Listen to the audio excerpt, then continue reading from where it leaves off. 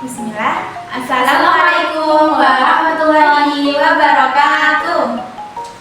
Kami di sini santri Miftahun Najah kelas 12 ingin mempresentasikan hasil riset kami yang berjudul Perbandingan penggunaan rokok versus vape dalam jangka panjang terhadap kanker paru-paru. Nah, sebelumnya alangkah baiknya kita berkenalan dulu ya. Jadi di sini saya Dinda Aisyah Tabita, Saya Nida Atika. ya gitu. Masuk ke latar belakang, kenapa sih kita mau meneliti ini atau mengkaji tema ini? Karena rokok menyebabkan kurang lebih 80% pada kanker paru-paru pada laki-laki dan 50% pada perempuan. Nah, perokok memiliki risiko kanker paru hingga 20 kali lebih tinggi, teman-teman. Terus, selain dari rokok, faktor lain selain itu ada genetik, polusi udara, radon, dan pajanan industri. Nah, kita juga melihat dari data yang kami teliti itu bahwa tingginya jumlah perokok Indonesia itu menyebabkan risiko kesehatan masyarakat itu meningkat.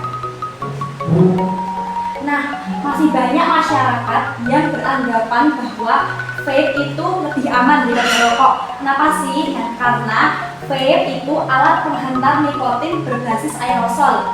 Kemudian mengandung nikotin, aldehida, TSNA, logam berat, yaitu nikel dan kromium.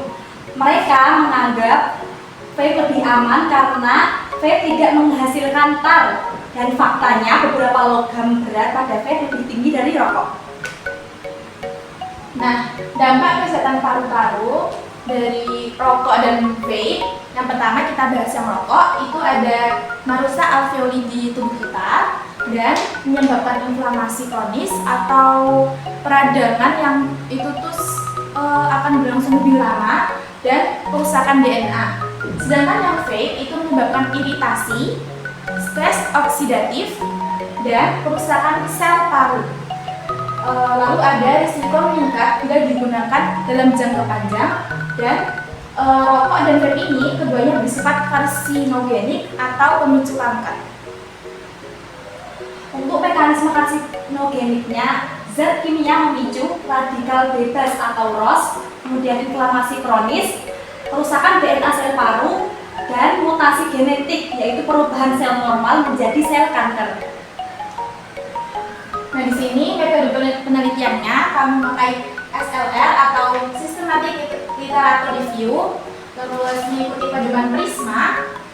Kita juga database-nya Scopus Google Scholar dan tentang tahunnya 2020 sampai 2025.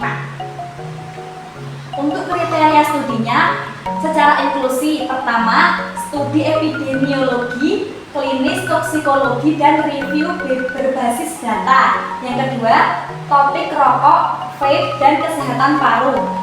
Dan ketiga, bahasa Indonesia dan Inggris. Lalu secara eksklusi, yang pertama ada opini atau editorial, dan yang terakhir data tidak lengkap.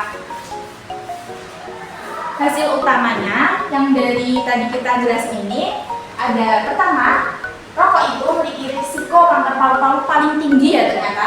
Dan yang kedua, vape itu memiliki risiko lebih rendah daripada rokok dan tetap menyebabkan gangguan paru dan potensi kanker.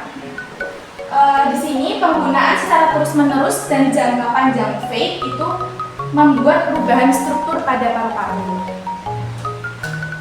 Untuk kesimpulannya, rokok dan vape sama-sama berbahaya bagi paru-paru, dan rokok memiliki dampak paling besar terhadap kanker paru. Vape bukan alternatif yang aman. Penggunaan jangka panjang keduanya meningkatkan risiko penyakit paru-paru. Ini lanjut dari kesimpulan yang disampaikan Ida, bahwa rokok dan vape itu ada aspeknya. Ini tar, ini ada rokok itu punya tar, tapi kalau vape itu nggak punya.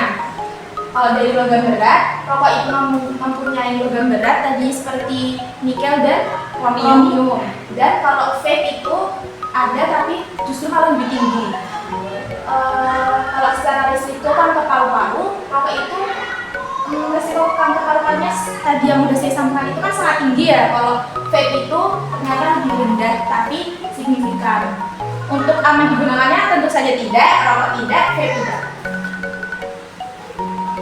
Sarannya, perkuat edukasi bahaya rokok dan vape terutama pada remaja. Libatkan sekolah dan tenaga kesehatan. Diperlukan penelitian jangka panjang terkait dampak vape. Terima kasih. Sekian dari kami. Kurang lebihnya mohon maaf. Wassalamualaikum warahmatullahi wabarakatuh.